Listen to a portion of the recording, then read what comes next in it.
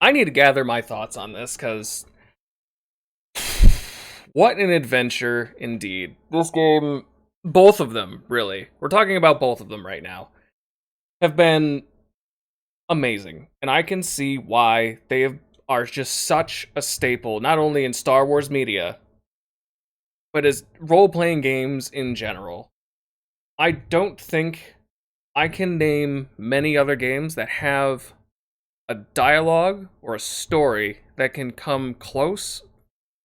Now, I could probably name a few that could probably match it, but not very many. Ugh. It has been an incredible journey, and there have been a lot of ups and downs through playing these two games. First of all, it is incredible to think that these games are 20 years old, at least as of right now. I've had so many ups and downs playing these. Obviously, as I just said, story absolutely amazing. I cannot get over everything that we have gone through. It's been incredible. That is the one really good thing about this game. However, it does show its age a lot, namely in the gameplay, and it's one of those things that I found really, really hard to get past. And there were some days I didn't even want to come on stream to play because, how do I put this? If you aren't familiar with a lot of older games, a lot of them used kind of, hey, we're going to use elements from tabletop RPGs to incorporate it into video games because that's what makes sense at the time.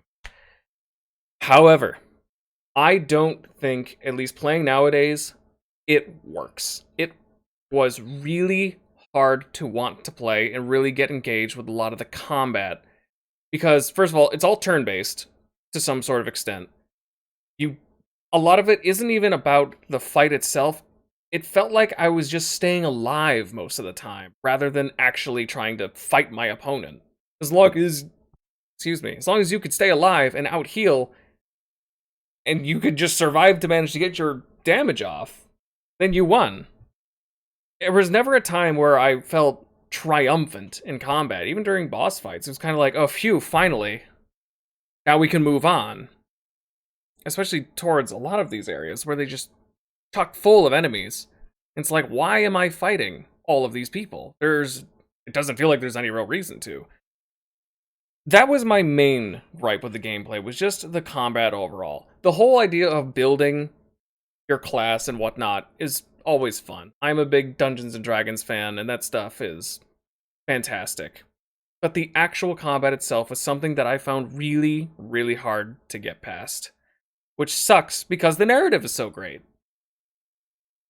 I think my other, kind of like a backhanded compliment in a way, the worlds and maps that they have us explore are great, and I'm glad that even though they're really small, they make them feel a lot bigger than they are. However, because they are older games, there really isn't a lot. There are definitely quite a few maps where it's just mindless exploration. There isn't a whole lot really there, or it's just big empty for you to see. It's kind of more so just filler of the world for no real purpose. And that was one thing I also didn't really enjoy, especially compared to games nowadays, where you have a big world and it's chocked full of stuff. I don't know. These games were definitely hard kind of play through, because on one hand, you have this side, which is phenomenally well done, and you have the other side, which is very just like, man, this is awful, and it doesn't feel good. Maybe it's because we are so privileged nowadays, but coming back and playing these games has definitely been an experience, to say the least. Did I enjoy it? Absolutely. Will I play them again? I don't know. I will say that I'll probably spend a lot of time reading stuff, maybe watching some other playthroughs from other people, but playing it myself, I'm not sure. And I think that's all I could really say about how these games kind of hold up. It is very as neutral as I can possibly see it. I don't know that a lot of people are going to disagree with me, and there are a lot of diehard fans that are going to be like, what are you talking about? But that's just my 2 cents.